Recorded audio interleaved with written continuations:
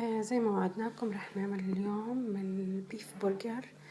رح نعمل اول شي الخبز ان شاء الله، وبعديها نعمل اللحم. رح نحتاج بوصفتنا نص كيلو طحين، 3 اكواب، بيضة، معلقتين كبار زبدة، 3 معالق طحين، سكر وخميرة. رح نحتاج لمعلقة كبيرة من الخميرة، نص معلقة ملح ونص معلقة سكر، 250 ملي مي دافية. بنات، انا بحب انبهكم لشغله، انه ضروري الاكواب المعياريه، يعني تنجح الوصفه بشكل افضل. يعني حاولوا تلتزموا رغم اني انا نادر ما بستخدمها، لانه خلص صار عندي خبره وصرت بالنظر اعرف الكميات، بس اللي مبتدئين لازم يستخدموها.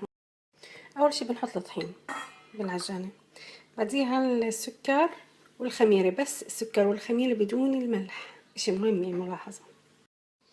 بعدين بنضيف الحليب الجاف،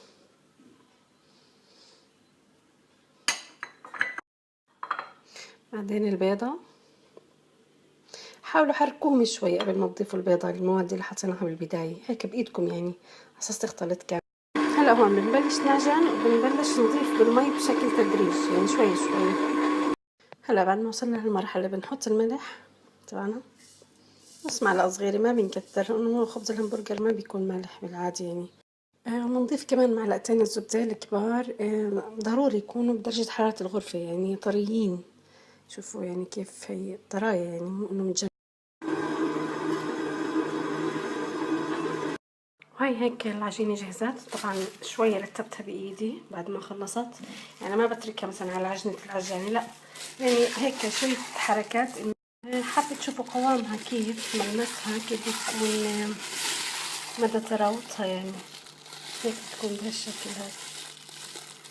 هالشكلها النهائي. دهنت الوش بس شوية زيت.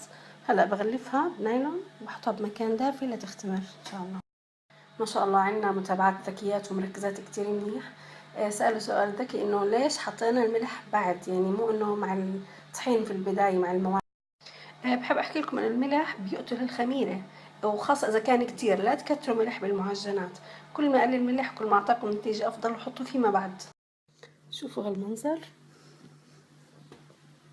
انتفخ النايلون اللي فوق العجينة، اختمرت، بتجنن ما شاء الله.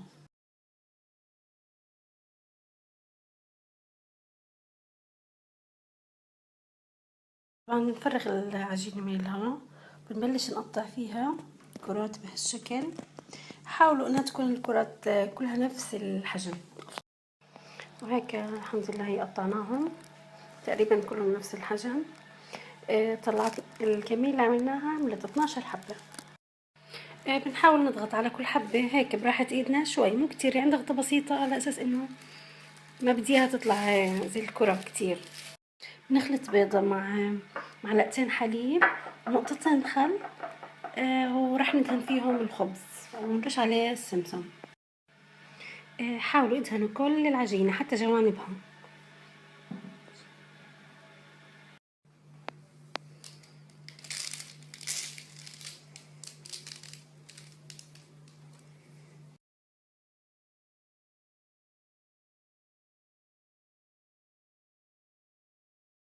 هيك شكلهم بعد ما اختمروا، الحمد لله ضاعف الحجم. هلا بندخلهم على الفرن على درجة حرارة 350 فهرنهايت. طبعا بتكون مقابل 280 درجة حرارة عادية.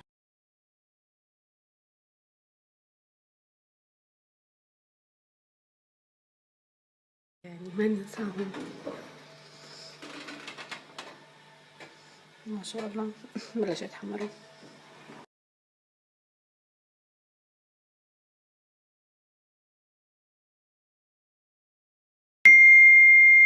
جد بشهي ريحة البيت بتجنن تبع الخبز. اللحمة مفرومة ناعمة كتير كتير، يفضل يكون فيها نسبة دهن يعني بسيطة مو كتيرة. البهاراتنا اسود، شطة مجروشة طبعا حسب الرغبة اذا بتحبوا سبايسي، بيضة، نص كوب خبز مجفف مطحون. نفرمها على المولينكس، او ممكن تبشروها عادي بشر، او ممكن تفرموها فرم صغير يعني زي ما بدكم. القلاي، وبنحط البصل اللي بشرناه بنقليهم بس شوي يعني تتبيل يا دوب دقيقة أقل حتى يعني. هلا بنحطهم على اللحمة ونخلط كل المواد مع بعض بعد ما عجناها. هلا ان شاء الله بنيجي بنكورها وبنعملها بالقوالب. هلا حصاصيني كوار، بعدين حطيناها بالقالب تبع الهمبرجر.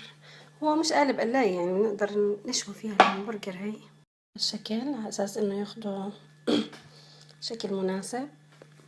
نضغط عليهم كتير هيك بيكون شكلهم. هلا بنطلعهم من القوالب وبنحطهم بصينية، بنخليهم بالثلاجة يعني ربع ساعة. مثل البرجر بس انه مو شرط فيها يعني تعملي، عادي بامكانك تستخدمي اي قالب عندك تقدري تستخدميه انه تعملي فيه القوالب. بالحشو خس، فلفل حلو، بندورة، بصل ابيض، جبنة، مايونيز، كيتشب، طبعا حسب الرغبة. ماكينة شوي البرجر يعني مخصصة هي للبرجر، انه بتخلص من كل الدهون اللي فيه وبينزل بالدرج هاد.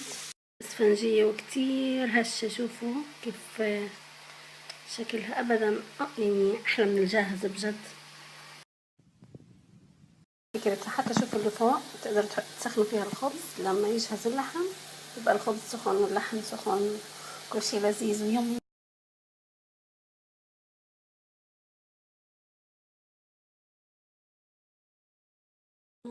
جهز الحمد لله. ايش رايكم؟ اكيد رايكم يهمني. لا الكل بيحكي شو بدنا بهالغلبة ونروح نشتري جاهز احسن، بس صدقوني احلى من الجاهز 1000 مرة.